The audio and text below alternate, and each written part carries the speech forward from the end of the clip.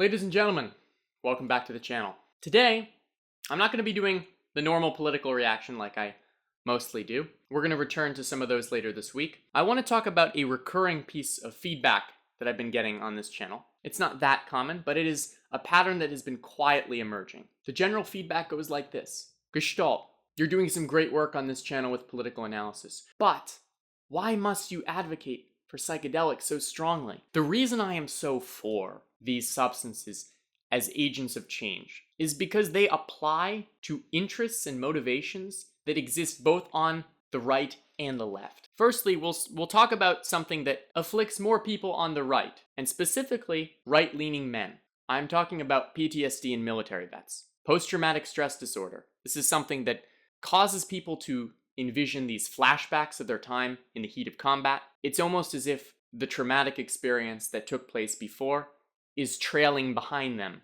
They aren't able to rid their psychological selves of that experience, reliving the same sensory inputs as were taking place within the moment of trauma. Now, the reason why this issue impacts more people on the right is that, number one, the majority of people who are joining the military happen to be men, and number two, the type of person that would be drawn with a sort of patriotic calling to protect and serve their country is more in line with a conservative. And in many ways, it's the application of psychedelics for this condition that has allowed this to become a more bipartisan topic. Normally, the type of treatment that is administered for PTSD, at least historically, has been SSRIs, things like Zoloft and Paxil.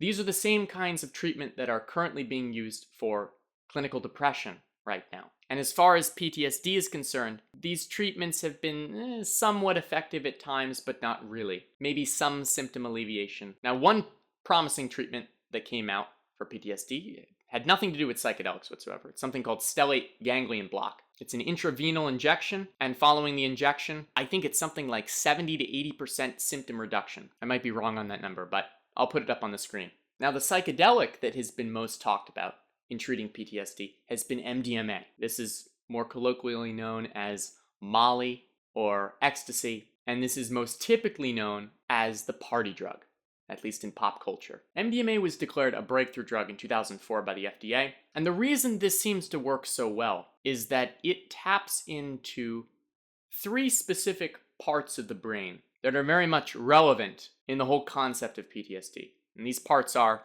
number one, the amygdala, number two, the hippocampus, and number three, the insula. The amygdala is probably the one that most people know, which is the one that lights up when people are in a state of fight or flight. Then you have the hippocampus, which is like an index for memory. This is how you store autobiographical memory. And then the insula is important in introspection, self-awareness, pain processing. And so you can probably see how each part of the brain that we're discussing here is important when it comes to discussing a flashback. Conservatives tend to be very resistant to the notion that a psychedelic could work for them. There's been a lot of propaganda about these substances. And so I think the reason why PTSD has been such a catalyst is that people experiencing severe PTSD symptoms will basically do anything to make them stop. Let's face it, there's a reason why a lot of military vets who come back home end up committing suicide. And it's often just so difficult to deal with that at a certain point, it's not even worth dealing with it anymore.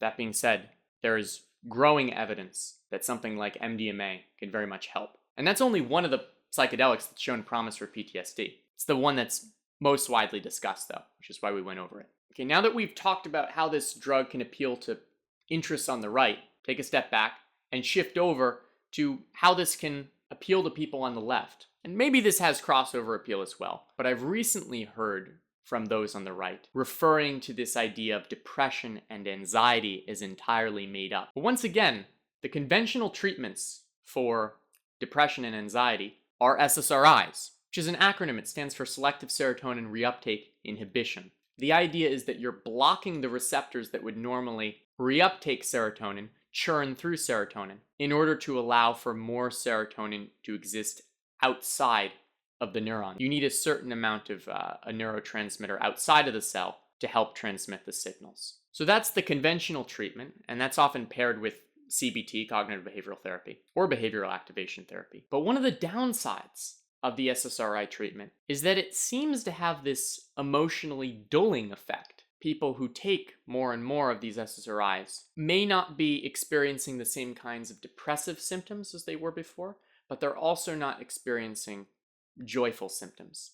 There's just not as much polarity in terms of their emotional experience. People will often describe this as a gray world, a gray existence. And I have a speculation. I don't actually know if this is correct. I would imagine that synesthetic experience would be disproportionately disturbed by the intake of SSRIs. Someone, for example, who hears sounds and sees a color, or eats food and sees a color. That's just a speculation, though.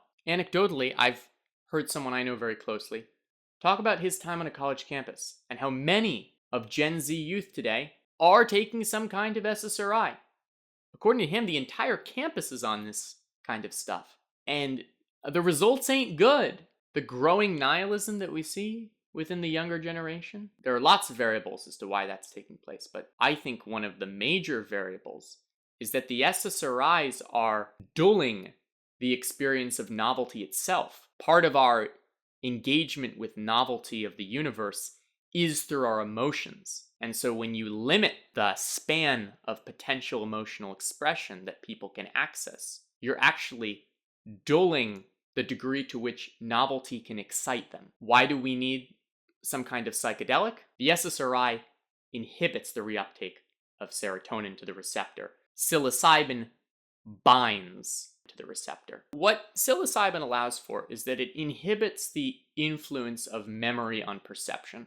It also seems to reduce the effect of memory on perception, because most of what you see in the world is memory. I've had the same sensory input of that mirror or something that's looked like that mirror. Over time, upon each additional viewing, the perception of the mirror consolidates into a form where it becomes stable. It's just that's why, when you look at a word, printed word, you read the word. You can't not read the word. And that's because you see in the memory. You're not seeing, like when I look at the sign behind you, I'm not lost in the yellow in the details. I see the Joe Rogan Experience. Now, I think there are ways to break free of this kind of cognitive stability that don't require drug intake, but I think the drugs serve as a catalyst. Once again, it's this idea of making us more sensitive to momentary novelty. What I think this allows for is a reformulation of our experience. It's not something that can just be whimsically performed. Once again, set and setting are important. But it's this temporary period where the brain can be reorganized, rearranged, and true healing can take place. People who were once depressed and are seeing this very gray, dull existence, they can be refascinated by things that they had taken for granted. That's the power of inhibiting the effect of memory on perception. Through my own intake of psilocybin, I acquired new interests. I told the story on the channel about trying lettuce and enjoying lettuce for the first time. But I've had a reconnection with nature. I've been reading more books, handheld books, not just digital books in a Kindle form. I think many of us today are having a difficult time sitting down and reading. This is another one of my speculative concepts. Younger generations, because they've had more of their lives consumed by this connection to the digital world, are more susceptible to technological addiction itself. It's just been a more prevalent force in their lives. And psilocybin, in a way, as something that's often conceptualized as a feminine substance, is able to rekindle this connection with nature and bring us back from our technological addictions to more appreciate our immediate physical environments. Once again, that's a more speculative model, but you guys might find that interesting. Okay, lastly, we're going to talk about one more